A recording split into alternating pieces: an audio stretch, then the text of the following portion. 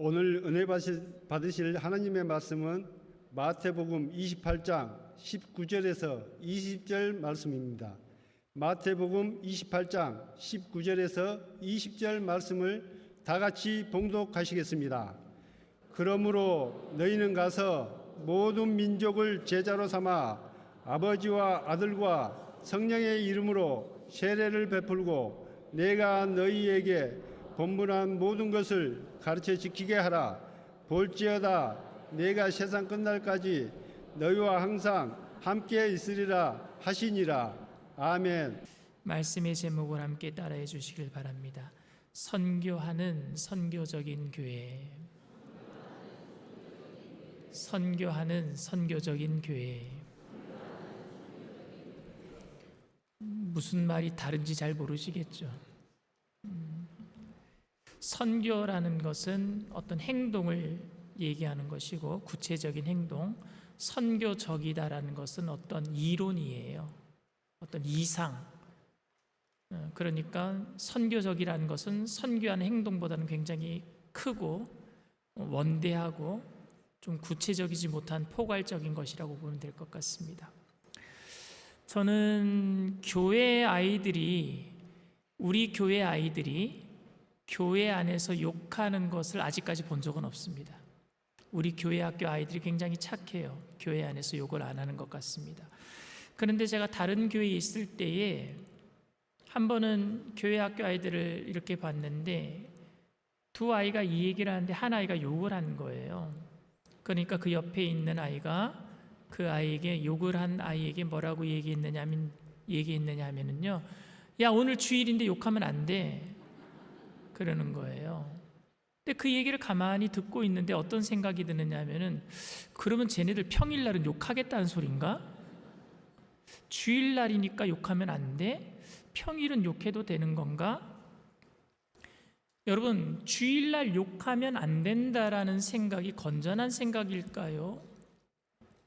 주일은 거룩한 날이니까 욕을 하면 안 되고, 주일이 아닌 다른 날에는 욕을 해도 된다라는 것은 좀 자기 합리화 아니면 위선이 아닐까요? 우리는 기독교인으로서 세상에서 살아가고 있습니다. 그런데 대부분의 기독교인들은 거룩하게 살기를 원해요. 말씀대로 살기를 원합니다. 그런데 세상 속에서 살다 보니까 죄도 짓게 되고, 우리가 연약하다 보니까, 육신이 연약하다 보니까 마음은 원이로되 육신이 약하여서 세상 속에서 죄를 짓습니다. 근데 그것을 우리는 위선이라고 말하지는 않아요. 그렇게 살고 싶은데 살지 못하는 연약함이라고 예수님도 그렇게 말씀을 하십니다. 그런데 이런 건 어떻습니까? 교회에서는 거룩해야 하고 세상에서는 세상의 방법대로 살아가도 된다는 신념으로 그렇게 살고 있다면 그건 위선이에요. 그것만큼 위험한 게 없습니다. 그렇게 가능하게 만들었던 게 뭐냐? 신앙의 이원화예요. 신앙생활, 삶 따로.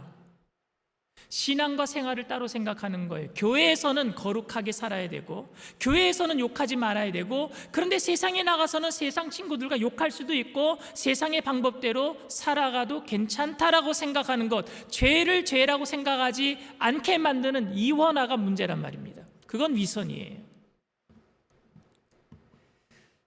그래서 제가 그 아이에게 그렇게 해서는 안 된다, 절대 욕하지 말아라 라고 말을 했다면 제 행동에도 문제가 있습니다.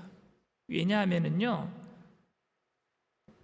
아이들에게 아니면 여러분들에게 죄 지을 때 죄 짓지 마세요, 거룩하게 사세요, 세상에서도 거룩하게 사세요 라고 말을 한다면, 그러니까 교회에서도 욕하지 말아야 되고 세상에서도 욕하지 말아야 된다라고 제가 아이에게 얘기했다면 그 아이가 교회에 나오겠습니까? 안 나오겠습니까? 안 나올 확률이 많습니다. 여러분들에게 세상에서도 거룩하게 사시고 교회에서도 거룩하게 사세요라고 말한다면 목사님한테 책 잡히기 싫어서 교회 안 나올 확률도 많습니다. 무슨 얘기냐면요, 한쪽으로 사람들은 치우치기 쉬워요. 균형 잡는 게 너무 힘이 듭니다. 예를 들면 좌파를 많이 싫어하는 사람은요, 극우파가 되기 쉽고요.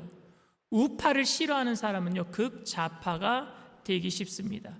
음식을 많이 먹어서 배탈이 나면은 음식을 적당히 먹어야 되겠다 생각해야 될 텐데 아예 안 먹으려고 한단 말입니다. 교회만 나온다고 믿음이 좋은 게 아니라고 하면은요, 아예 교회 안 나오려고 하고요. 사람은 선행으로 구원받는 게 아니라고 말하면은요, 아무렇게나 살아도 된다라고 생각하고 막 살아버립니다. 그러니까 교회에서 욕하면 안 된다라고 하면은요, 교회를 안 나오려고 할 것이고, 욕을 해도 좋으니까 교회 나와도 된다라고 말하면요, 교회 나와서 마음대로 욕하고 변화 없이 살 것 같아요. 그만큼 여러분, 균형 잡기가 힘이 들어요. 이렇게 균형 잡기 힘든 문제 중에 하나가 교회의 사명 중에 하나인 선교입니다. 선교하는 게, 균형 잡는 게 되게 힘이 듭니다. 교회의 존재 목적을 선교라고 말을 합니다. 저는 이 말에 전적으로 공감합니다. 그런데 선교라는 말이 무슨 행사처럼 생각하거나 선교와 신앙생활의 삶을 분리시키는 말처럼 들리기도 합니다. 20년인가 한 30년 전에 한 교회의 선교팀이 열심히 준비를 했어요. 중국으로 선교 가기 위해서 선교 헌금도 많이 모으고요. 그리고 가서 선교사님을 도울 준비도 많이 해서, 그래서 기도회도 많이 하고 몇 년간 준비해서 그래서 중국으로 선교팀이 떠났습니다. 그런데 선교사님이 선교팀을 만나자마자 당부했던 말이 뭔지 아세요? 절대 노방 전도하면 안 됩니다. 기타 치고 밖에 나가서 전도하면 안 됩니다. 그랬어요. 그런데 이분들이 얼마나 용기가 있었는지, 성령 충만했는지 선교사님이 안 된다고 했는데도 불구하고 나가서 전도했어요. 결국에 선교사님의 신분이 발각돼서 선교사님은 중국에서 추방되었고요. 그 선교팀들은요, 한 명도 전도하지 못했어요. 그리고 공항으로 돌아왔습니다. 그래서 한국으로 출발할 공항에서 시간이 많이 남잖아요. 일찍 공항에 나가야 되니까 시간이 많이 남는데 그 공항에 수많은 사람들 전도할 수 있는 시간이 되었어요. 거기 있는 모든 사람들은 공안이 타치도 안 합니다. 개별적으로 만나서 의자 옆에 가서 선교할 수도 있어요. 전도할 수도 있어요. 그런데 한국에서 간 선교팀은 이미 피곤에 쪄들어서 선교에 따른 안도감 때문에 이미 행사는 끝났기 때문에 아무도 전도하는 사람이 없었어요. 그 좋은 시간에 행사가 끝났기 때문에 더 이상 할 일이 없다라고 생각한 겁니다. 이미 행사는 선교라는 행사는 끝나버렸기 때문에 중국에 있는 동안에 선교했으니까 자신들의 용기 있는 행동으로 선교사님이 추방당하든 말든 자기들이 할 일은 끝났다라고 생각한 거예요. 그렇기 때문에 그 좋은 기회를 놓쳐버린 거예요. 공항에서. 선교는 선교고 일상생활은 일상생활이라고 생각하는 겁니다. 또 선교한다는 말이 오해가 있는 것이, 무엇이 또 오해가 있느냐 하면요, 자신의 신앙을 자랑하는데 이 선교한다라는 말은 얼마나 도움이 되는지 모릅니다. 나 선교해, 내 선교헌금 보내고 단기 선교도 가. 그리고 여러분, 교회에서 선교한다라는 것 때문에 교회가 얼마나 자랑거리가 되는 줄 아십니까? 교회에서 1년에 몇 퍼센트 이상을, 20% 이상을 선교비로 쓰고 있어. 이것만큼 교회가 든든해지고 자랑하는 것만큼 좋은 말이 없어요, 여러분. 그런데 여러분, 한국 교회가 상황이 어떤 줄 아십니까? 코로나19를 겪으면서 한국에 있는 1만 교회가 문을 닫았어요. 한국에 있는 교회 중에 1만 교회가 코로나19를 겪으면서 문을 닫았고, 그리고 남아있는 교회 중에서 교회 학교가 사라진 교회가 태반이고요. 그리고 젊은 사람들이 교회를 다 떠나버렸어요. 그게 지금 한국 교회의 실정입니다. 그런데 교회는 여전히 선교하고 있어요. 해외 선교 예산을 많이 쓰고 인력을 많이 거기다 보내고 있습니다. 이는 자기 집 앞마당에 쓰레기가 산더미처럼 쌓여 있는데 남의 집 앞마당에 쓰레기 치워주겠다라고 빗자루 들고 왔다 갔다 하는 거나 똑같은 거예요, 여러분. 왜? 자랑하고 싶으니까. 우리 선교하고 있어. 우리 교회 굉장히 좋은 교회야. 선교한다니까. 자랑하고 싶어서. 담임 목사는 선교 여행이라고 수시로 교회를 비우고 선교지를 다니면서 여행하고 대접받기도 하고, 우리 교회 출신인데 평신도 사역자인데 다른 곳에 가서, 다른 나라 가서 열심히 일한다고 외국에 나가서 살기만 하면 선교사라는 타이틀을 지어주는 거예요. 신학도 안 했는데. 그래서 교회의 득보다는 실이 많기도 합니다. 실적 위주로 평가되는 회사처럼 선교사들이 서로 실적을 내려고 경쟁하거나 실적을 부풀려서 모금 활동에 매진하고 있다는 슬픈 이야기가 우리 마음을 아프게 하기도 합니다. 그러니까 선교적인 교회는 뭐라고 얘기하느냐? 욕먹느니 차라리 가만히 있어야 되겠다. 그렇게 선교하면서 욕먹느니 가만히 있어야 되겠다. 그래서 저는 무작정 선교한다, 선교 간다, 선교를 하는 교회다라는 말보다는 선교적인 교회, 선교적인 성도라는 말이 어떻게 보면은 현대교회, 한국교회를 조금 더 올바른 선교 인식을 심어주겠다라는 생각이 들어요. 그런데 선교적이라는 말에도 함정은 있습니다. 선교적이라는 말에도. 우선은 선교적이라는 말은 이건 단순히 내가 그냥 욕먹지 않기 위해서 다른 사람들 선교하다가 그렇게 선교사를 추방시키고 교회가 지금 선교하면서 자기 자랑하면서 욕먹고 있는데 그렇게 욕먹느니 좋은 일 하면서 가만히 있으면서 욕을 안 먹어야 되겠다, 이런 수동적인 말은 아닐 것 같습니다. 여러분, 우리의 목적이 뭡니까? 욕 먹는 게 목적이에요? 교회의 목적이? 교회가 세상에서 욕 안 먹기 위해서 사는 게 목적입니까? 그냥 착하게 사는 게 여러분 교인들의 목적입니까? 교회의 목적은 예수님을 드러내는 게 교회의 목적인 줄 믿습니다. 선교의 목적은 예수님을 드러내는 거예요. 예수님을 드러내는 것. 착하게 사는 것이 우리의 목적이 아니라 착하게 살면서 예수님의 영광을 드러내야 될 줄 믿습니다. 예수님께서는 오늘 지상 대명령, 위임을 하신 거예요, 우리한테. 이게 선교에 대한 이야기이기 때문에 오늘 본문 말씀을 지상 대위임 명령, 예수님의 명령, 마지막 명령을 오늘 본문 말씀으로 잡았는데 다시 한번 읽어보겠습니다. 마태복음 28장 19절에서 20절 말씀입니다. 그러므로 너희는 가서 모든 민족을 제자로 삼아 아버지와 아들과 성령의 이름으로 침례를 베풀고 내가 너희에게 분부한 모든 것을 가르쳐 지키게 하라. 볼지어다 내가 세상 끝날까지 너희와 항상 함께 있으리라 하시니라. 너무나도 잘 알려진 성경 구절입니다. 그런데 이 성경을 해석할 때에 가장 큰 두 가지 해석 방법이 뭐냐면요, 첫 번째가 뭐냐, 제자 훈련을 강조할 때 이 말씀을 써요. 너희는 가서 모든 민족으로 제자를 삼아 아버지와 아들과 성령의 이름으로 침례를 베풀고 내가 너희에게 가르친 모든 것을 가르쳐 지키게 하라. 근데 여러분, 여기서 주동사가 있어요. 주동사가 뭐냐? 제자를 삼다라는 거예요. 보조동사가 있습니다. 주동사를 꾸며주는 분사형 동사, 보조동사가 세 가지가 나오는 거예요. 제자 삼기 위해서 가라, 두 번째가 침례를 베풀어라, 세 번째가 가르쳐 지키게 하라. 이건 보조동사입니다. 그런데 우리는 선교를 생각할 때 오해했어요. 제자 삼는 것보다는 가는 게 먼저라고 생각한 거예요. 선교는 무조건 가는 거였어요. 무조건 행동하는 거였어요. 그러다 보니까 여름만 되면은요, 교회들마다 단기 선교 가기 위해서 몸살을 앓아요.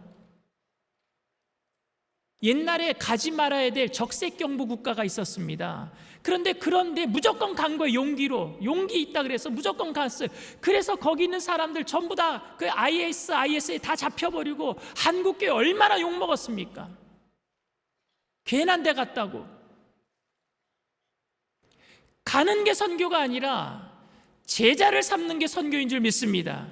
제자를 삼는 거란 말입니다. 제자를. 또 다른 한 가지 해석은 뭐냐? 침례를 주고 가르쳐 지키게 하라 그랬는데, 침례를 주고 여러분 가르쳐 지키는 이유가 뭡니까? 제자를 삼는 방법으로 침례를 주는 거예요? 제자를 삼기 위해서 가르치는 겁니까? 아니면은 제자의 특징을 말하고 있는 겁니까? 제자를 삼는 수단으로서 침례를 주고 가르치는 겁니까? 아니면은 제자의 특징을 말하고 있는 것이겠습니까? 여러분 좀 복잡하지요? 어떻게 생각하면 여러분 큰 차이가 없겠다 싶겠지만 이건 굉장히 큰 문제예요. 선교하는 이유가 무조건 가서 침례부터 줘요. 무조건 가서 가르쳐서 제자 삼아요. 이유가 뭔지 아십니까? 우리가 이렇게 교회가 많은 사람들을 침례 줬어. 많은 사람들을 제자 교육시켰어. 그것은 교회의 성장의 지표가 되기 때문에 그래요. 선교가 뭡니까, 여러분? 침례 주는 게 선교입니까? 제자 교육하는 게 선교입니까? 저는 예수 그리스도를 믿고 본인이 정말로 죄인인 것을 깨닫고 예수님 아니면은 살 수 없는 것을 알고 주님 앞에 나와서 회개한 사람들에게 침례를 베풀어야 되고 그 사람들이 제자로 살아갈 수 있도록 가르쳐야 될 줄 믿습니다. 예수님은 지금 그렇게 말씀하셨는데 순서가 바뀐 것 같아요. 어떤 눈에 보이는 성장을 보여주기 위해서 침례 베풀고 가르쳐서 우리 제자 많이 삼았다라고 하는 것을 세상 사람들에게 보여주기 식으로 말하고 있지는 않았는가? 이렇게 하면은 제자를 만들 수 있다라고 말하는 것이 아니라 예수를 진정으로 구주로 믿어서 회개하고 그리스도를 온전하게 의지한 사람들이 있다면은 그들에게 침례를 베풀고 그들을 가르쳐서 그들로 하여금 제자로 살아가도록 만들라라고 주님이 말씀하신 줄 믿습니다. 그러니까 수단으로 말한 것이 아니라 제자의 특징으로 말을 한 것이죠. 그런데 우리는 자꾸만 가서 무조건 모아서 침례 베풀려고 하고 많은 사람들을 제자 교육시켜서 무조건 우리가 이렇게 수적으로 많은 선교를 했다라는 것을 보여주려고 하기 때문에 문제가 되었던 것 같습니다. 선교적이라는 말의 위험성에 대해서 말씀을 드리려고 합니다. 그러다 보니까 선교적이라고 얘기할 때 선교하는 교회들이 잘못한 점들 때문에 우리는 선교하는 교회가 아니라 선교적인 교회가 되어야 되겠다 하는 교회들이 많아졌어요. 선교하면서 선교사 추방시키고 선교하는 교회가 수적인 어떤 자기 위세를 과시하면서 그래서 다른 나라에서 선교하면서 어떤 싸움이 있는 것을 볼 때에 선교 안 하는 교회들이 우리는 선교적인 교회가 되어야 되겠다, 저렇게 욕먹어서는 안 되겠다 하면서 구호를 내건 게 뭐냐? 선교적인 교회라는 구호를 내걸었단 말입니다. 그런데 선교하는 교회들이 건강하지 못한 모습들을 보여줄 때에 선교적인 교회는 어떻게 해야 됩니까? 선교하지 말자가 아니라 올바른 선교의 방향성을 모색하면서 선교하면서 선교적인 교회가 되어야 될 텐데 어떤 생각을 했느냐? 선교하면서 부정적인 모습들을 많이 보게 되니까 이제는 우리가 올바른 선교를 하자가 아니라 선교하지 말자가 되어버렸단 말입니다. 선교적인 교회는 그런 욕먹는 선교하지 말자가 되어버렸어요. 문제가 돼도 아주 큰 문제가 되었어요. 그러니까 여러분, 선교적인 교회는 뭐냐? 욕먹지 않기 위해서 선교하지 않는 교회가 되어버린 거예요. 아주 큰 문제 아닙니까? 한 청년이 너무너무 사랑하는 애인에게 편지를 씁니다. 편지 제목이 이렇습니다. 내 생명보다 더 사랑하는 그대여. 제목만 들어도 막 가슴이 두근두근하지 않으세요? 그런 편지를 받아본 지 한참 되어서 잘 모르시겠어요? 내용이 이렇습니다. 만약 이 세상이 사하라 사막 같다면 나는 이 뜨거운 사막을 기어서라도 당신께 갈 것입니다. 만일 이 세상이 대서양 같다면 그곳에 상어가 득실거린다 할지라도 태풍이 불어온다고 할지라도 나는 목숨을 걸고 당신께 헤엄쳐서 갈 것입니다. 당신을 지키기 위해 내가 맹수와 싸워야 한다면 나는 기꺼이 내 목숨을 내어놓고 맹수와 싸울 것입니다. 당신이 너무너무 보고 싶습니다. 너무 멋있는 남자 아닙니까? 이런 남자 있으면 무조건 결혼해야 돼요. 그런데 추신이 있습니다. 추신에다가 뭐라고 적었느냐? 이번 목요일에 비가 오지 않는다면 나는 당신을 만나러 갈 것입니다. 사막을 건널 수도 있어요. 대서양도 헤엄쳐 갈 수 있어요.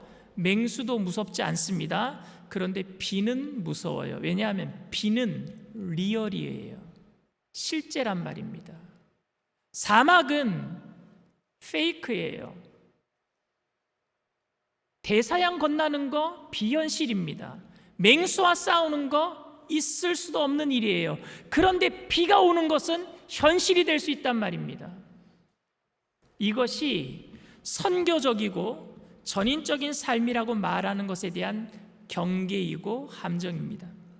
우리의 삶을 우리는 하나님께 다 드린다라고 고백할 수 있어요. 예배를 드리면서 은혜 받을 때 내 하나님, 내 삶을 전적으로 하나님께 드리겠습니다. 선교하겠습니다. 물질도 다 드리겠습니다. 고백할 수 있어요. 어렵지 않아요. 그런데 주머니에 있는 돈 10만 원 내라 그러면 어려워요. 이건 실제란 말입니다. 그래서 주님 앞에 선교했는가, 작은 것 하나라도 하나님께 드렸는가 하는 질문 앞에 우리가 만약에 할 말이 없다면 선교적이라는 말은 자칫 합리화일 뿐이란 말입니다. 말만 그렇게 하는 거죠. 말만. 개인적인 단기 선교를 간다. 우리 교회는 선교하는 교회다라고 말하는 성도들, 그들을 통해서 교회가 욕을 먹고 있을 때 선교적인 교회가 되고자 했는데 오히려 선교하지 않는 결과를 낳고 있다면 이건 큰 문제 아니겠습니까? 여러분, 우리가 왜 주의를 지킵니까? 주의를 지키는 이유는 우리가 모든 날을 하나님께 거룩하게 살기로 결단했기 때문에 한 날을 구별해서 주의를 지키는 줄 믿습니다. 그래서 주일은요, 모든 날을 거룩하게 살기로 한 선교하는 거예요. 선교적인 삶은 뭐예요? 모든 날을 주님께 다 거룩하게 살겠습니다. 이건 선교적인 거예요. 그런데 한 날을 구별해서 하나님께 예배드리는 것, 이건 선교란 말입니다. 행동하는 거란 말입니다. 마찬가지로 선교적인 삶을 살기 위해서는 구별된 선교하는 행동이 있어야 될 줄 믿습니다. 헌금 역시도 선교적인 삶을 표현하는 방식이에요. 헌금을 드리는 것은 내가 보내는 선교사로서 동참하겠습니다. 선교적인 삶을 표현하는 겁니다. 단기 선교, 1년에 한 번 단기 선교 가는 것, 그것도 여러분 내가 내 선교적인 삶을 시간을 들여서 내가 한번 나가보겠습니다. 동참하는 겁니다. 선교사님을 위해서 기도해야 하는 것, 그래서 선교사들을 위해서 시간을 정해놓고 기도하는 것, 이것도 선교적인 삶을 살아가는 삶의 방식인 줄 믿습니다. 사랑하는 성도 여러분, 저는 우리 교회가 그저 행동으로 욕먹는 선교하는 교회보다는 선교적인, 포괄적인 선교하는 꿈을 꾸는 선교적인 교회가 되어야 된다라고 저는 확신합니다. 하지만 선교하지 않는 선교적인 교회는 자칫 친목단체나 구제단체나 일반단체로 전락해버릴 수도 있습니다. 선교적 교회로서 선교적 마음을 가지고 단기 선교를 해야 하고, 선교사를 파송해야 하고, 선교사를 돕기 위해서 물질로 헌신해야 하고, 선교사를 위해서 기도해야 될 줄 믿습니다. 그러니까 선교하는 선교적인 교회가 되자고요. 선교하는 선교적인 교회. 구별 없이 거룩할 수 없는 것처럼 선교하지 않고 선교적일 수 없습니다. 저는 우리 교회가 선교하는 선교적인 교회가 되었으면 좋겠습니다. 그리고 여러분들의 삶이 선교하는 선교적인 삶이 되시기를 주님의 이름으로 축원을 드립니다. 이 시간 말씀을 생각하시면서 잠시 묵상으로 기도해 주시기를 바랍니다. 오늘 저희 교회에 처음 나오신 분이 계십니까? 처음으로 예배 드리신 분이 계십니까? 하나님은 여러분들을 향한 원대한 꿈을 가지고 계셨어요. 여러분들이 주님의 나라에 들어오는 선교하는 꿈이요. 근데 하나님의 꿈은 하늘에서만 꾸신 것이 아니라 그 꿈을, 원대한 꿈을 꾸시는 것을 이루시기 위해서 구약에는요, 작은 행동들을 하신 게 뭐냐면요, 계속해서 선교사를 이 땅에 보내셨는데 그들이 선지자입니다. 하나님의 말씀을 대언하는, 계속 보내시는 거예요. 작은 행동을 계속 하셨고 결국에 신약에 봐서는 하나님이 그 원대한 꿈, 물이 바다 덮음 같이 온 세상이 복음으로 덮이기까지 예수를 믿고 길이요 진리요 생명 되시는 예수님으로 인해서 많은 사람들이 주님께로 돌아올 수 있도록 그 보좌에 앉아 계신 것이 아니라 내려오셨단 말이면 사람의 몸을 입고 이 땅에 오셨어요. 그것이 선교예요.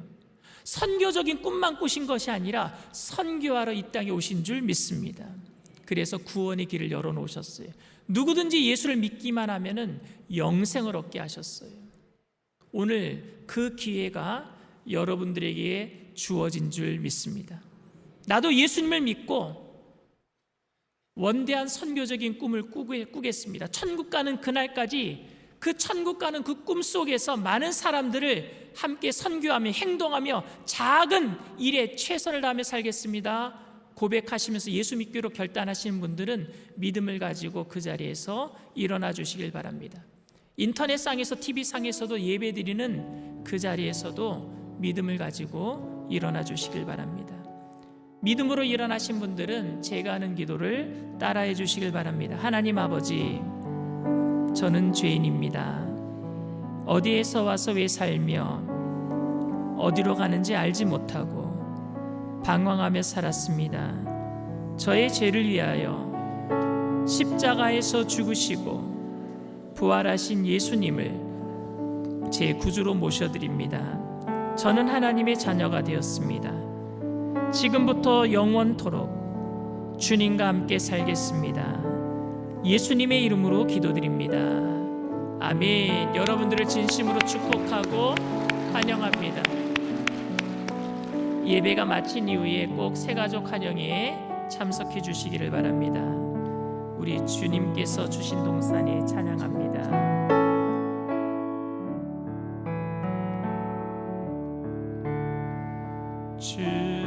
주께서 주신 동산을 땀 흘리며 씨를 뿌리며 내 모든 삶을 드리리.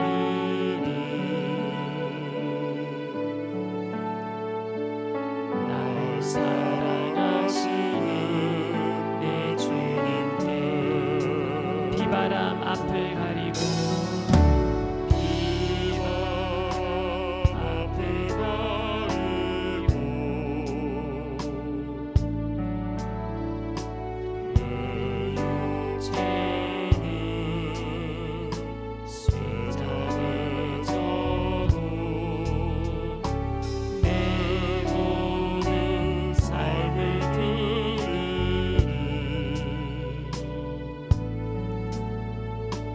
내 사모하는 내 주님께 땅 끝에서 주님을 맞으리. 땅 끝에서 주님을 맞으리. 주께 드릴 열매 가득한 곳 땅 끝에서 주님을 배우리. 주께 드릴 노래 가득한 곳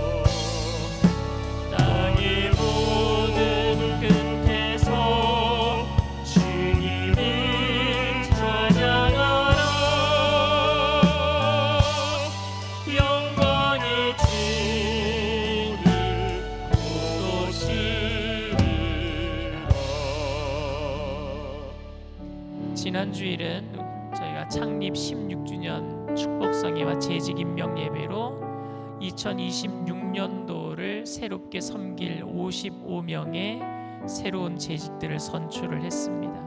그리고 그날 안수도 했고 예배도 드렸습니다. 그리고 오늘은 기관장들과 새로 이제 교회에서 헌신하실 분들을 오늘 다시 또 임명장을 제가 제 사무실에서 드렸어요. 2026년도를 저희가 어떻게 준비를 할까 생각하면서 재직들을 위해서 기도하면서 제가 2026년도 목표를 이번에 또 새롭게 정했습니다. 2025년도도 안 끝났는데 벌써 26년도를 목사님은 준비하고 계신다 생각하실지 모르겠지만 표를 먼저 그래서 제가 정한 거예요. 뭘 것 같아요? 오늘 설교 제목이에요. 선교하는 선교적인 교회. 뭐냐? 큰 뜻을 품을 거예요. 저희가 온 세상이 복음화되는 선교의 꿈을 가질 겁니다. 북한을 선교하는 꿈을 가질 겁니다. 한국의 악한 영들이 떠나가는 선교하는 꿈을 가질 겁니다. 그런데 꿈은 원대하고 크지만 그래서 작은 일을 하지 않고 합리화시키고 그래서 그냥 큰 뜻을 품고 아무것도 안 하겠다는 것이 아니라 큰 뜻을 품은 것 이상으로 작은 일에 그리고 최선을 다하겠다라는 결단을 하겠다라고 해서 선교하는 선교적인 교회로 정한 거예요. 오늘 여러분들도 함께 결단해 주시길 바랍니다. 여러분들이 주님 안에서 큰 꿈을 가지게 되기를 바랍니다. 그런데 그 큰 꿈을 이루기 위해서는 작은 것들부터 시작해 나가는 거예요. 내게 주신 시간, 내게 주신 생명, 내게 주신 달란트, 내게 주신 재물, 내게 주신 가족들, 그 안에서 여러분 최선을 다해 주시길 부탁을 드립니다. 그게 선교하는 거예요. 그리고 그 선교들이 모여서 선교적인 큰 뜻, 하나님의 기쁨의 뜻이 이루어지게 될 줄 믿습니다. 성령님, 우리를 도와주시옵소서.